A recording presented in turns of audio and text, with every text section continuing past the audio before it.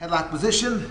Now we're going to be changing from the hips up to the hips down position.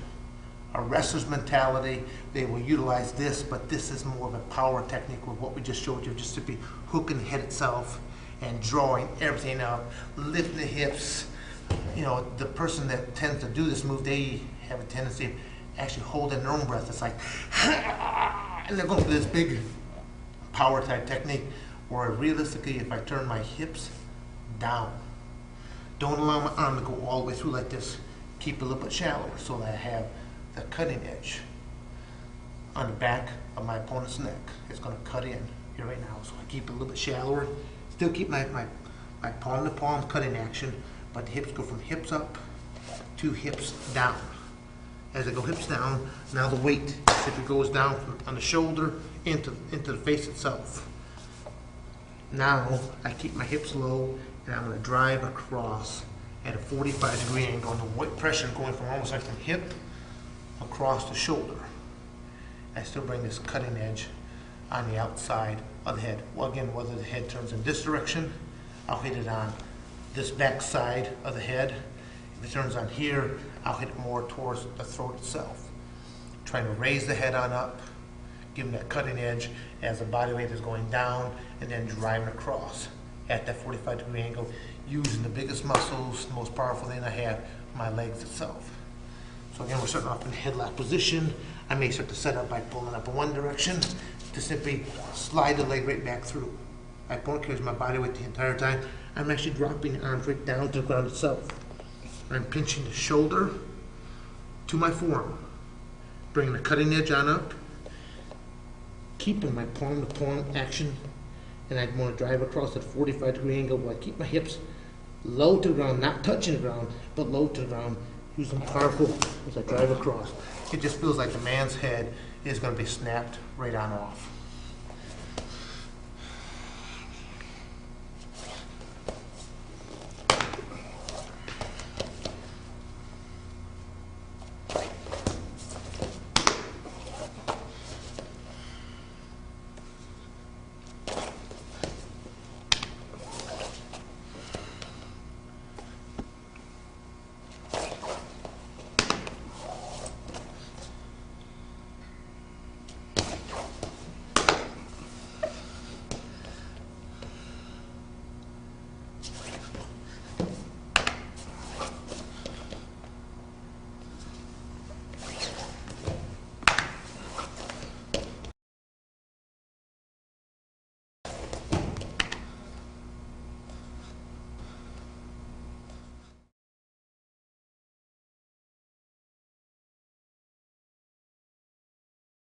We can go into palm, punch, hammer strike right now. We've talked about how this knee slides up. We can lock right a hold of this. Other option we simply have this, taking a knuckle, point a knuckle, come right up in here into that earlobe itself. Simply to push it is one thing. Just to simply put it into place. Now to grab my other hand and pull it on in. It just, I mean, it hurts to have that knuckle put in. Just, you know, just if you look at the bottom of the earlobe, and there's a pocket, little cavity that sits right there on everyone. And all I'm going to do is I'm going to simply bring that knuckle on up into position. And just if you look where the earlobe hits, I've got my cavity right here. Now I simply grab it, hold my own hand, and I'm actually curling it as a shoulder and arm all comes into position right here.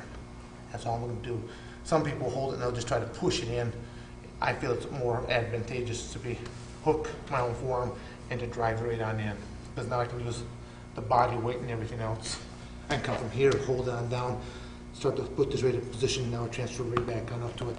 It just hurts. Anyone just takes that and puts it back in behind, it just makes them automatically just want to just flinch on up. It hurts, turn away, and I just use it as actually a submission or to make the man again to reach up to take it off. Now all it's going to do is open them up into something else.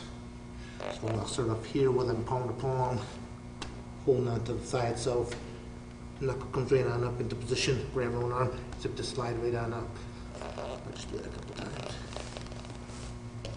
Yeah.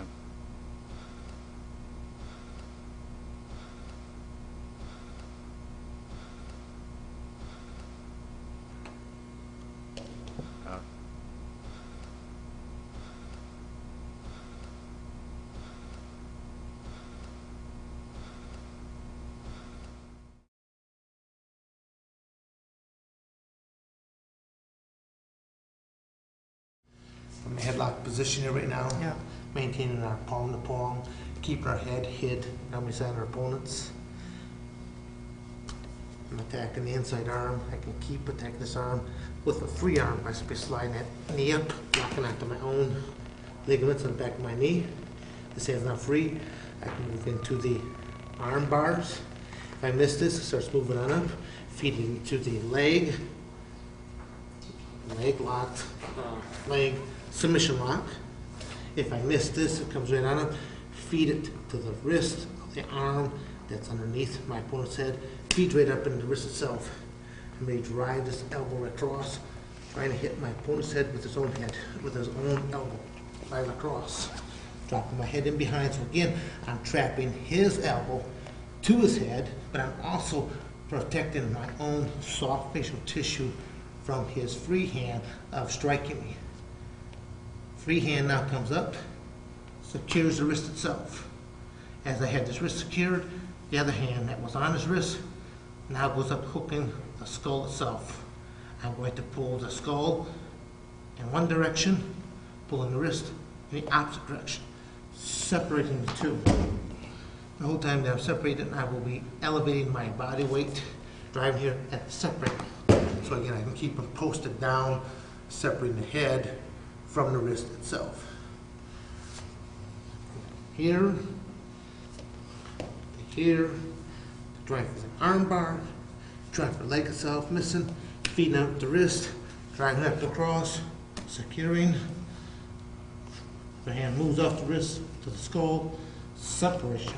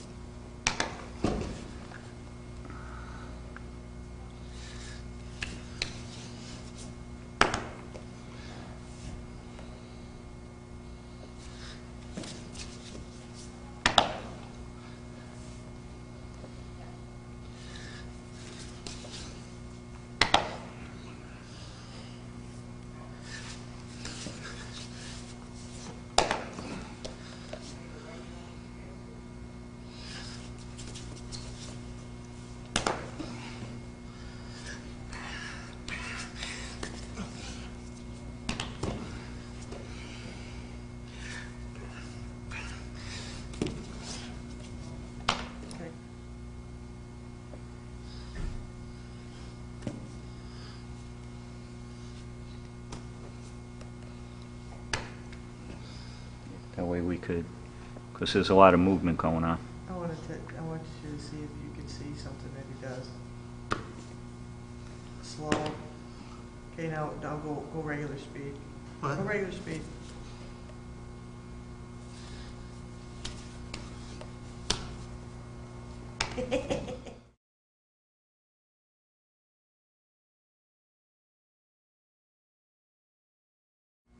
I would say that everything that I do, I mean, my specialty is in the ground arts, the grappling arts. I use my wrestling as my foundation, and now it's the incorporation of everything else, whether I hold a headlock position and I go for a striking technique as the opponent looks to put some kind of blocking mechanism up, simply slipping the arm to move into more effective type submission. You know, these are just simply adaptations that I've made to my amateur wrestling basis. But the judo, the jiu-jitsu, the sambo, the taekwondo, it all comes into play out there. I mean, but everything has been modified. None of it is actually in its purest form, including my amateur wrestling is no longer in its purest form. I use it as that element of control, the basis that I work from, but amateur wrestling does not really teach you submission locks. It does not teach you any kind of striking or pressure points. It's a great tool to use for controlling an opponent's body, movement, keeping you in proper positioning, the concepts of body weight distribution, how to become parasital to an opponent out there, and it has that relentless attacking analogy that moves right on with it. So it is the basis that I operate with, and everything else is just to be an incorporation and some modified forward.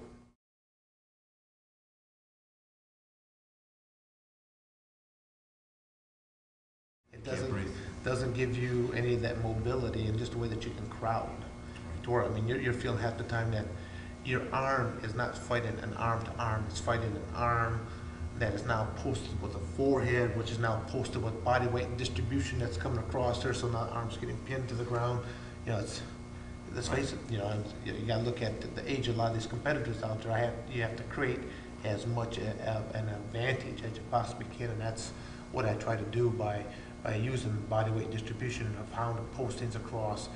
And I mean, the things that I do key on, I do attack the upper trunk of the body a great deal. The things that I do to the head, the things that I do to the shoulders, the way that I'm hooking your arms. I mean, I'm going against the normal range of motion on your arm, so it's quickly to put it into an uncompromising position, and it's easy for me to create more leverage just by the way that I simply just move my body into it, whether I'm using my hips or using your own head and your shoulder like a crowbar. It's like I've got this crowbar here, it's hooking on your arm, and I'm using your head, so it's like arms being pulled back while the head's being lifted up, and then if I shift my hips back towards, it's like now everything's being cranked up all at once, to where it just puts there's a lot of pressure, a lot of pain, cuts off the breathing. There's never really ever one pressure, you know, in any of the techniques that I do out there. There's always 2, 3, and so on. Half the times I'm doing things I don't even realize because it's become so in tune. Just, you know, you drill, you will perform the way that you drill, and half the times I'm not even aware of it anymore.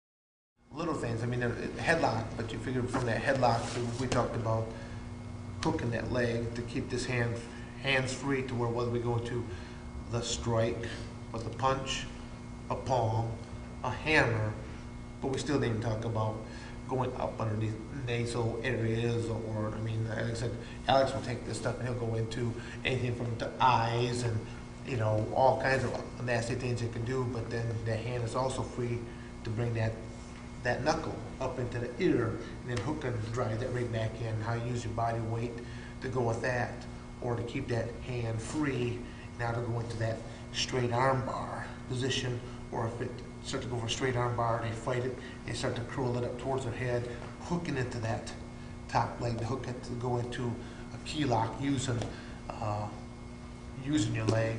Then if they bypass that, the way it feeds right up into the hand that's already behind the wrist, feeds right on up to it, pull that arm across to trap your head behind it, securing the wrist, separating both head and wrist from each other. So those are just a lot of little things, and then you go into the way that you drive the wrist right into the mat itself by just putting shoulder pressure forward. You know, just all types of options. Whatever your opponent defends, it simply gives you yet another option of what you can go into.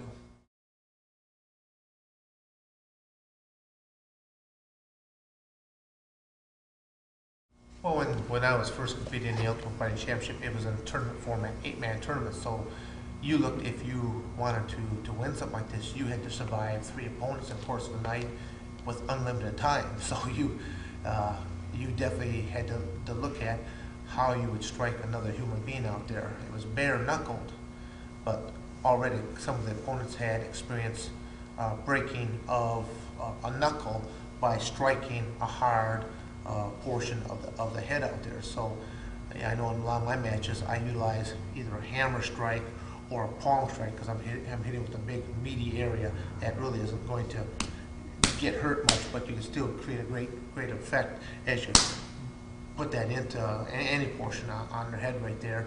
Hammer strikes are the same thing, because you strike with, again, with the big meaty portion of the hand when you come right down and onto the person's head right there. Whether you get 1 or 2 strikes off, they bring up that blocking mechanism, and then you can go off into another series of maneuvers right there. Seeing a lot of the designs of the gloves that they are utilizing right now in the mixed martial arts, you know, you can actually use it as a weapon, because a lot of these, they have leather that's built up in different corners, and literally, if you know how to strike a strike with a glancing blow. And again, each person's facial features are a little bit different as to how they can cut. But if you can cut, I mean, if you can strike anywhere along the eyebrow, the cheekbones, that you're more apt to hit a nice glancing strike. But you've got this double padded up corner of this leather that as you spring it across there, it's like being hit with like a paper cut. It'll slice right across there. So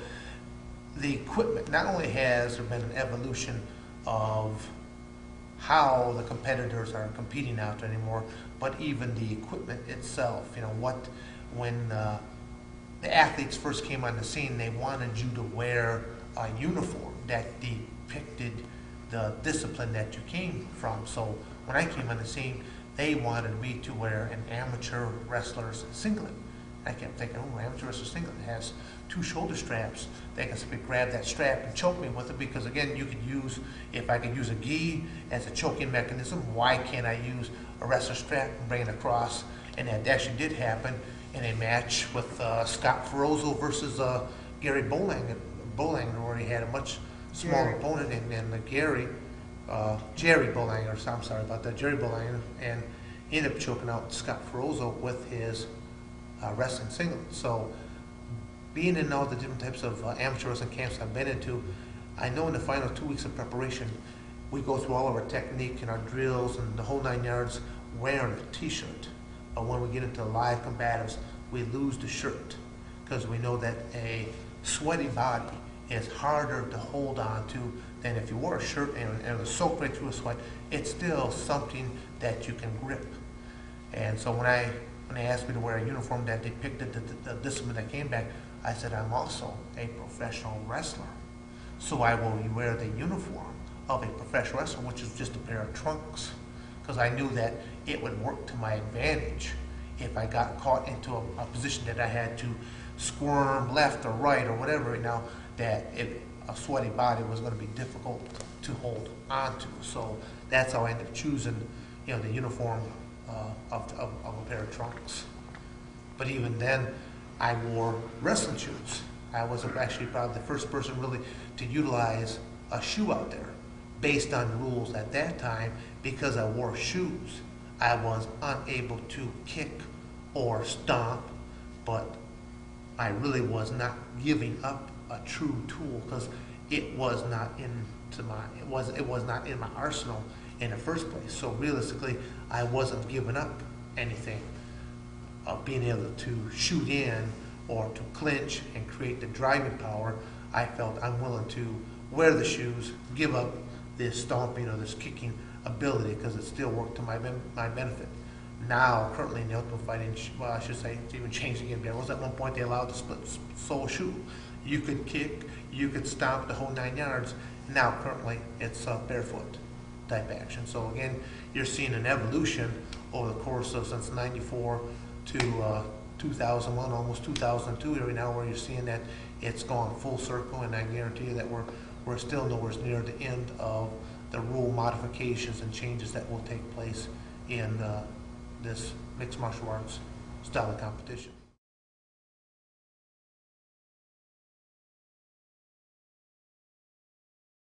In my very first Ultimate Fighting Championships, I kind of told about the meeting of Art Davie, and him kind of asking me about my different background, and and basically not having a fighter's background but a competitor's background. They never really ever called me back after that.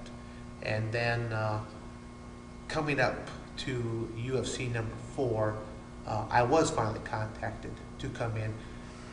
I'll never really know what the whole story was behind it, but when I was told I was in it, I had basically 5 days to prepare. And so the training camp I held was almost comical in nature, because I was down in Lima, Ohio. I was training at a professional wrestling school.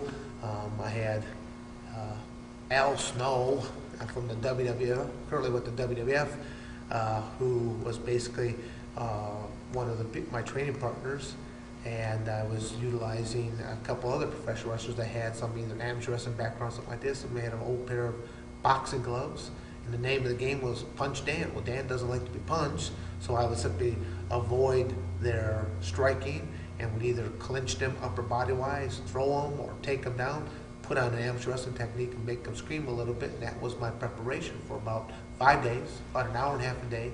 And I walked into my first Ultimate Fighting Championship, where it states right in black and white on your contract, in the event of your accidental death, they're not liable. Now, as long as I don't poke you in the eye or bite you, there's a lot of different ways you can dismantle an individual out there, you know, and never violate their either one of their rules. But from my transition from my very first UFC, I'm only having 5 days to prepare, putting in an hour and a half, to my next one, I did take out a 32-day block of time.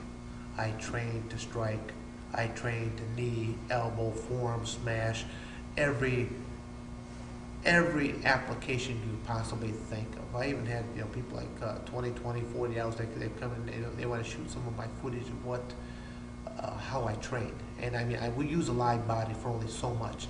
And then I use my heavy bangs, my throwing dummies, and my wall-mounted dummy. And after I showed them some of the stuff that I do, they're like, we don't even want to air this stuff. It should be used for military or law enforcement type purposes. And they're like, where did you come up with this stuff? And I'm like, well, I just simply made it up. I said, as long as I don't poke you in the eye or bite you. I mean, I've got a lot of different options of what I can do out there. And I even, one of the things I do in a seminar, a lot of times people, I see a lot of black belts, and they're standing up, they're a little high and mighty and smug about themselves as they stand up with their black belts. And one of the questions I will always throw out there, I'll say, has anyone here ever seen an instructional videotape or an instructional manual as to how to apply a headbutt? You know, I see the black belts, they kind of look at each other, kind of like shaking their head like, well, no, none of them have ever seen anything like that. I said, and even if you had that book or that videotape, how would you practice that? You would bring your partner on up, hey, let's try this headbutt right there. Oh, how was that one? Oh, it wasn't quite right there. Let's try that again. You know, they're not even gonna let you practice that one. Yet in one of my matches, I delivered well over 300 headbutts in one match, basically utilizing hard pushes of the head against their soft tissue. And needless to say, it was very effective in the match. Ended up making me the winner in that. I love the concept of being able to train for 3 matches, 8-man tournament to win. The longest I've ever gone through a series right there, going to 3 men in the course of the night, was the very first Ultimate, the first Clash of Champions or runner-ups. And at that time, I trained to go, well, I should say they started to come in with the implementation of time limits, because the UFC had to buy a certain block of time, and not knowing, you know, some matches could go indefinitely with very little action taking place down on the ground. I mean, being a person that appreciates the ground more than anyone out there, I can understand the subtleties, but from a product that you're trying to sell, that's a difficult thing to do. So they came up with the time concepts, and they came up with the rule also of if there's no action taking place, they're going to restart you on your feet. Well, in the very first Ultimate, I had to prepare for 3 matches, and I prepared for 3 matches, 30 minutes apiece. During the course of one night, a 2-hour show, I was in that steel octagon just over 1 hour. I represented just over 50% of the show between my 3 opponents. My final match went 35 minutes. My semifinal match went, I think, 20 minutes. And then my first match went just a couple minutes. And, you know, the lights are hot. I think in the one match that I had, my semifinal bout was against Tank Abbott. And in the course of that match, Tank Abbott struck me 3 times. And somebody counted it up, and he said, Severn, he says, you struck Tank Abbott with 276 elbow strikes alone. He said, that doesn't mean how many times you hit him with knees, with forearm smashes, with open palms. He said it was incredible how you were just a working machine out there. And I mean, in that match alone, I think I lost somewhere in the neighborhood of 6-7 pounds in 20 minutes, because it is so hot underneath there. And that was up in Denver, Colorado, at your mile-high elevation. And I ended up going, like I said, just over 1 hour of a 2-hour show.